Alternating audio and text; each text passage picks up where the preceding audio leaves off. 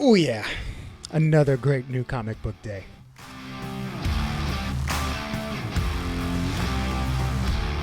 Howdy, howdy, I'm American Texan, and I love comic books, specifically reading the comic books, enjoying the stories and the art within. We'll let other channels deal with the drama and all the stupid things creators say. We're here to enjoy the medium itself, and it's a fantastic new comic book day. We've got a huge stack. Let's see what I picked up at my local comic book shop. And if you want to talk and nerd out about these comics, by all means, leave a comment down below and subscribe to the channel if you want more videos of me just talking comics. I don't consider myself a reviewer, but I do like to talk about the big two and, of course, the indies. So speaking of, let's look at the books that I got this week at my LCS, starting with Marvel. And I picked up 5 books, technically 4 that I'm going to read from Marvel. The first one is the Marvel DC crossover, Spider-Man and Superman. I got the Gary Frank cover because his story is also written by Jeff Johns, one of my favorite authors. Do you call them authors in comics? I always call them writers, but I don't know why the word author came out. Anyways, it is written by Jeff Johns, but the main book is written from someone that I can't even, Bill Meltzer, something like that. I read the main story in the car. The art is by Pepe Larraz, and that was absolutely fantastic. And the story itself was really good. It was almost more of a bottle episode between Spider-Man and Superman. It was something unique, not quite what I was expecting. I would have loved to see more action, but the ethos of superheroism was there. It was bright. It was Cape Hope. Is that what they call it? They call it something kind of like White Hat Cowboy. They got like the hopeful superhero story. I thought that was really great. Back up some of the artists and authors I'm excited to read. Some of them I'm kind of like, we'll see what it looks like.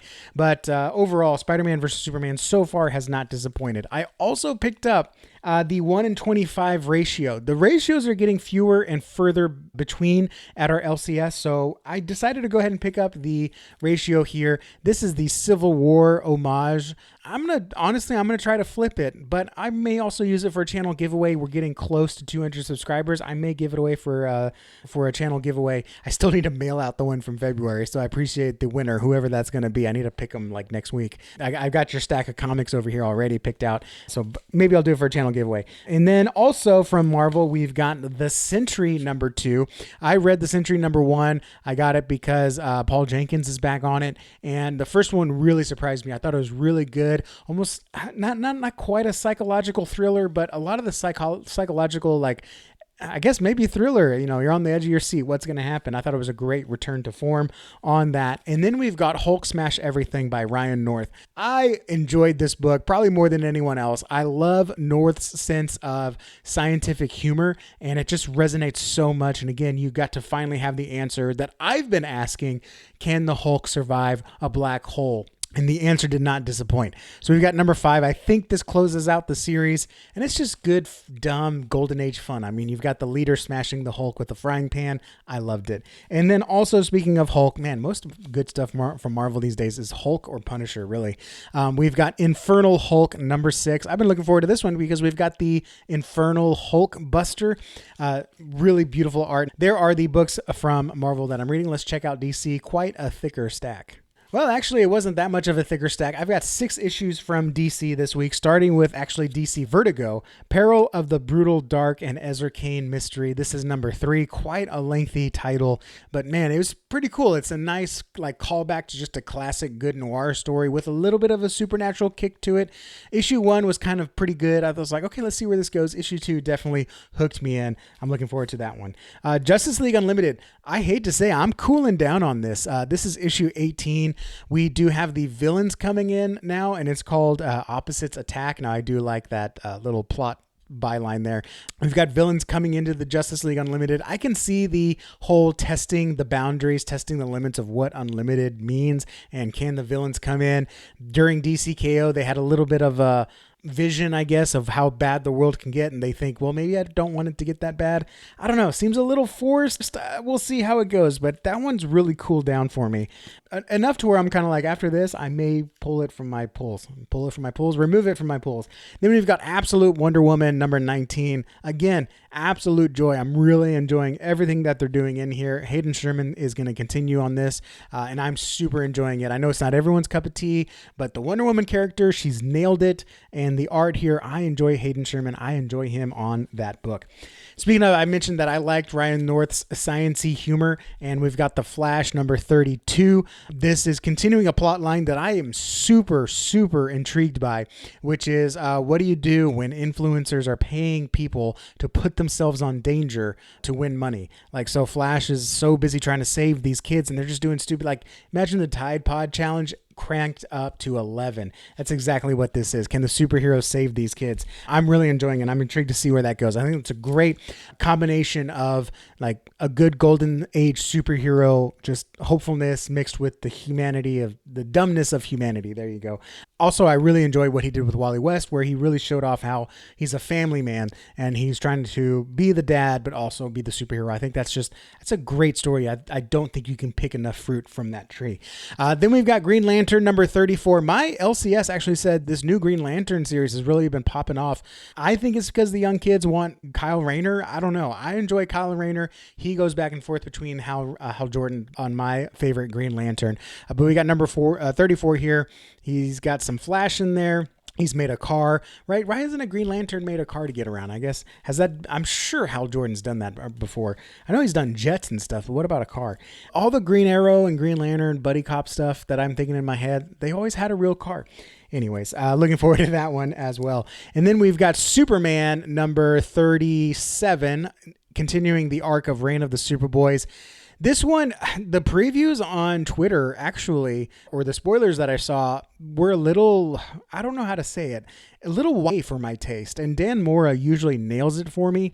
Maybe it was just those select pages from Twitter. Normally I try not to get too much into those because they pick the worst pages to try to make the worst points. This one, hopefully it was the worst, but I don't know. Dan Mora, it was a little too soft for me. Even there on the cover is a little too soft for me, but it looks like we've got, I don't know, is that Damian? Damian's already in Superman Unlimited, so I don't know. Maybe that's Tim Drake, but I think he's just been arrested or pending arrest. I don't know. Anyways, I'll stop speculating, but we've got Return of Superboy Prime there. It's filling in the spot for Superman. So those are the 6 DC books. I've got even more indies because I love indies even more. Let's check those out. And with the indies, like I said, I love reading them more. I've got 8 off the shelf at my LCS. Not the end of the indies. These are not all the indies I got. I got more in the mail, what I call pure indies. These are just what's available at your LCS, or at least at my LCS. Super excited for this one. I've been really getting into the Phantom. We've got a new Phantom series starting here, and this is Phantom versus the Sky Band.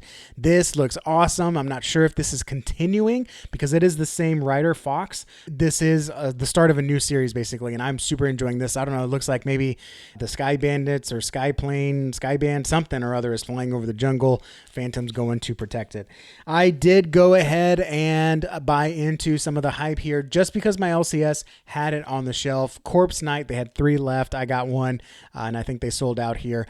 I've read the solicitation, and honestly, I remember this solicitation, which I don't remember all of them. So if I remember it, at least there was something memorable there. And I actually almost had it to my pull, but then I decided not to. And then all the solicitation stuff went off the walls and stuff. I'm getting tired of all the speculation things, but honestly, I'm going to check it out because I remember I was on the edge about it.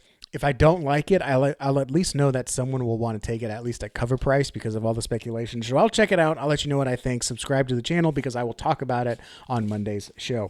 And then we've got the final issue of Resident Alien. This is Resident Alien, One More for the Road. Kind of a, I don't know. What's up with that cover? That's kind of a depressing cover there. What's going on here? I mean, he had the baby in Arc 8 and then Volume 9. He had his family coming to visit. Now he's bleeding out on the cover. Oh boy. So this is wrapping it up. And I think that's good because I really enjoyed the Book of Love. And then the Book of Life, the most recent arc, I felt like it was missing something. I don't know what it was. So I'm glad that they're wrapping it up here before it just completely falls off a cliff. We've got Rafael Garcia, Henchman. This is kind of like an action comedy. I did miss issue 1. My shop didn't get my order for some reason. They did get issue 2. I don't know if I'm waiting for issue 1. I might have to go to Lone Star Comics, but I'll check that out. And then Phantom of the Opera. Listen to me. This takes place in France. Not a fan of France. This is based off an opera.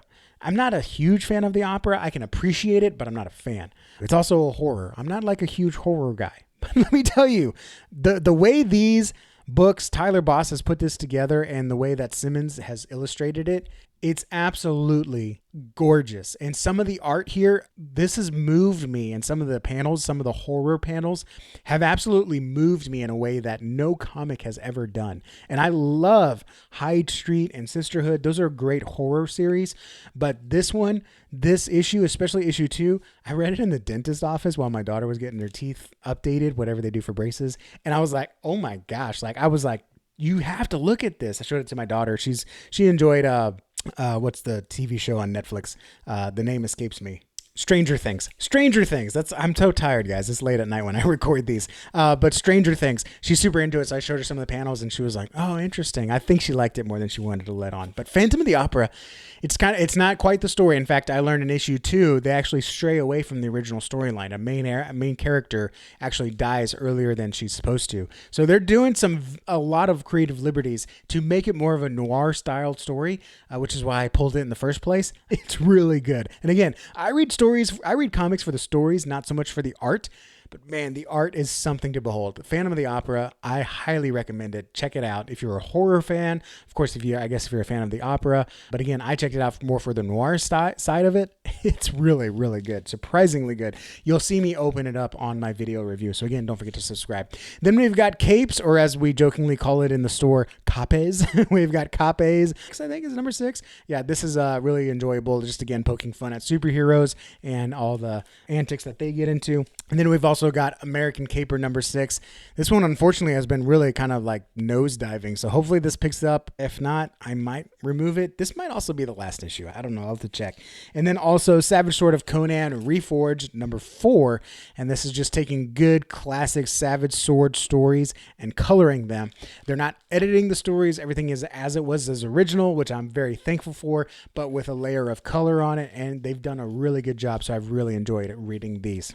I only got one trade in the store this week, and that was DC Finest Batman, A Death in the Family. I've never read Death in the Family. I'm not exactly jumping, at the, what is it? What's the phrase? Jumping the gun? I don't know, jumping at whatever. Anyways, I'm not like ready to read it right now.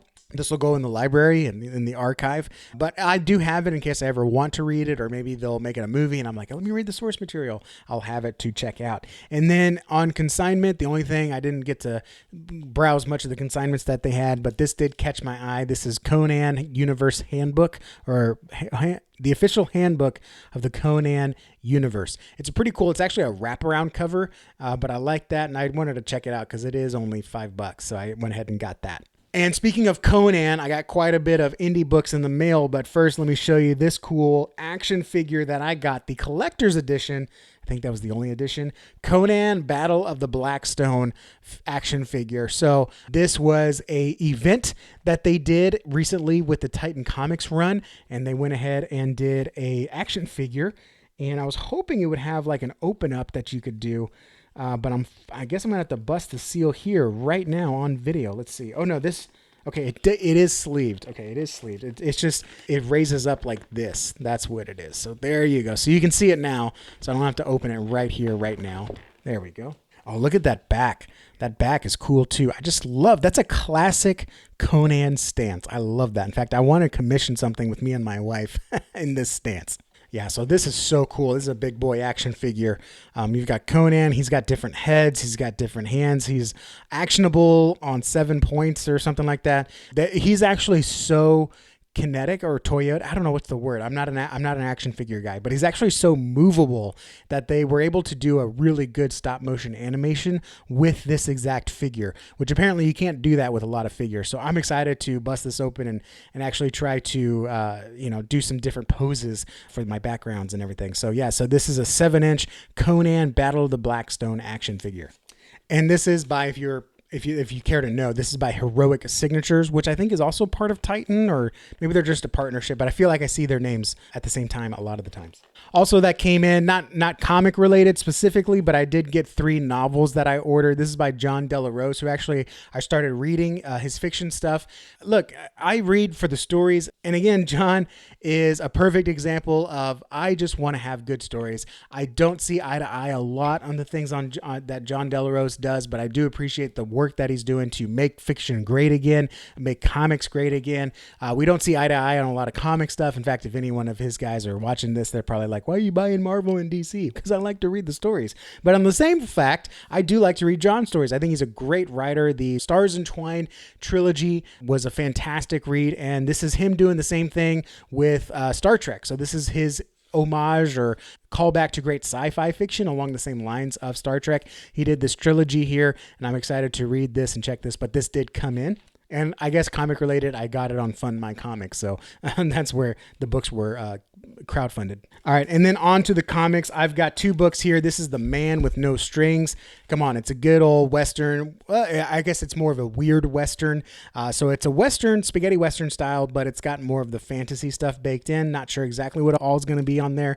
I'm not sure if Man with No Strings is a callback to Pinocchio. I don't know. Maybe just Marvel ruined that reference for me. But I'm excited to check this out because it's by Phil Diaz, one of my favorite indie writers. So anything Phil writes is an automatic pull for me.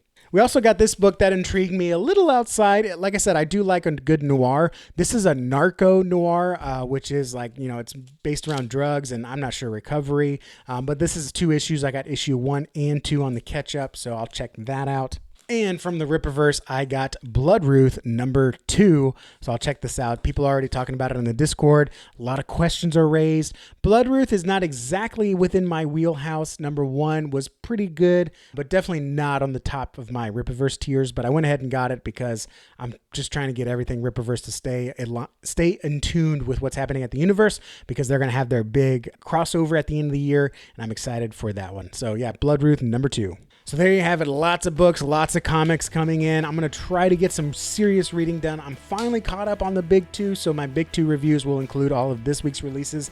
And I'm trying to get caught up on my indies. My indies, unfortunately, they're at the bottom of the stack. I try to stay updated with the big 2, but with my dad in the hospital, I just couldn't get through all the reading. So I'll hopefully catch up. If not all my indies, then I'll catch up at least with this week's releases so we can talk about them on my Let's Talk Indies video. Thank you guys for watching. Your time and attention mean the world to me. Let's nerd out in the comments, and I'll see you all in the next video. Adios.